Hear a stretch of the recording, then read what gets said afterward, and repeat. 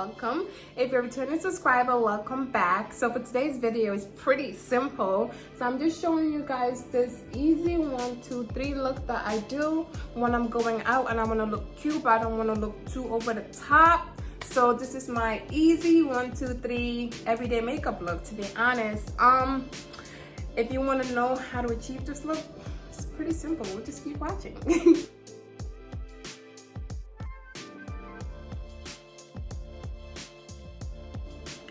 So now that I've done that, I'm gonna go into one of my old favorite palettes. This is the Masquerade Mini palette, and you guys, I have like so many different makeups, but for some reason, this is my favorite. So I'm gonna go into Zulu, and then I'll come back and darken it with Ada.